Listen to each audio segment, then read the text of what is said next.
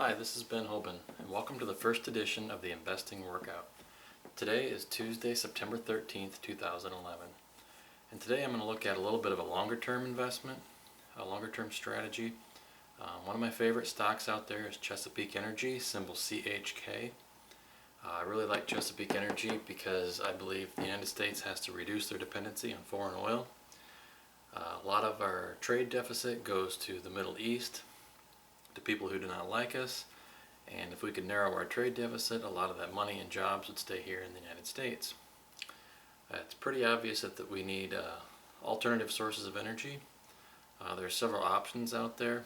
There's wind, solar, hydroelectric, nuclear, coal, natural gas, and of all these I like natural gas the best. Wind and solar require heavy subsidies from the government to get it started. Hydroelectric is not viable in all areas.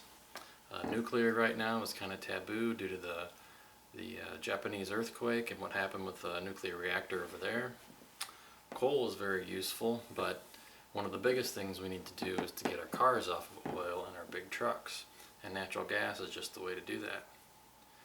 The catalyst for Chesapeake, I believe, is that the Natural Gas Act, otherwise known as the Pickens Plan, will eventually work its way through Congress. What that plan would do is it would subsidize car makers, truck makers to transform their engines over from diesel or gas-powered engines into natural gas-powered engines. The biggest thing this thing would do is it would create jobs in the United States.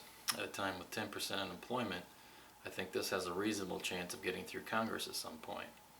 It would also allow the government to invest in pipeline infrastructure, fueling stations, and greatly reduce our dependency on foreign oil. Why Chesapeake Energy? Well, Chesapeake Energy is the second largest producer of natural gas in the United States. I truly believe they could be an acquisition target at some point. If you look at some of the larger players, BP is the 6th largest producer, ConocoPhillips is the 7th, Shell is the 13th. If Big Oil wants to go after natural gas assets, Chesapeake would be the logical choice, even though it's a large company and would take a big acquisition. But ExxonMobil just recently did it, and now they're the largest producer of natural gas in the country. Chesapeake has some of the largest acres of leased land in the United States. They have top positions in 4 of the 5 shale plays in the country.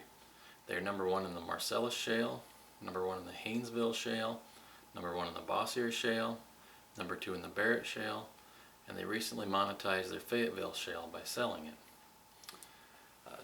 Chesapeake also made possibly one of the largest discoveries in recent years in Ohio called the Utica Shale, and in that property they have over 1.25 million acres of land already leased there. If you take a look at Chesapeake and you analyze their proven and unproven reserves, and you take a look at gas anywhere from say $4 to $7, you get an asset value of $65 a share at $4 up to $150 at $7. And that also includes their unproven reserves. Now let's take a look and say only half of their unproven reserves happen to come to fruition. If you look at gas at $4, that would give you a $40 per share net asset value. And if gas got up to 7, that would give you a 92 asset value. That's still a pretty good range from where we're at right now with the stock trading at around $31. Chesapeake has been tremendous at monetizing their assets in the past. For example, they bought acres for about $1,000 an acre and had people wonder why they were buying these assets. And then a year later they turn around and give 50% interest in these assets at the equivalent of $5,000 an acre to, for example, a Chinese company. Now here's how I want to play Chesapeake Energy. I want to own it for the long term. My personal strategy is I want to be half stock and half options. So how I'm going to do this is I'm going to buy the January 14th $25 leap. This gives me 28 months till expiration.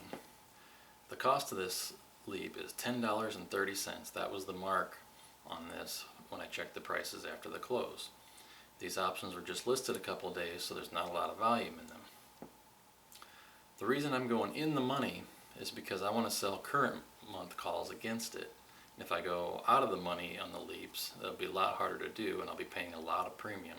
I want to get some of that premium back. So what I'm also going to do is, since there's 3 days till expiration, I'm going to sell the September 32 call for 29 cents against it.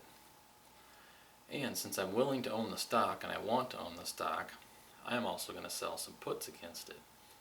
Right now I can sell the September put expiring in 3 days on Friday, $30 strike for 49 cents. Take the 29 cents that I got for the 32 call, the 49 cents I get for the 30 put, and I've now reduced the cost of that leap from $10.30 down to $9.40. And the September expiration is only 3 days away. And then I will turn around again on Monday and I will do the same thing for October. Maybe not the exact same strikes, but the same strategy. And looking at the pricing, I can right now get them over $2. So after I reduce the cost of this leap from $10.30 to $9.40, I have the opportunity to get another $2 back in October. I will probably sell calls for only 3 to 5 months though, because since I believe Chesapeake is a possible acquisition target, I don't want my profits capped if I've sold an upside call.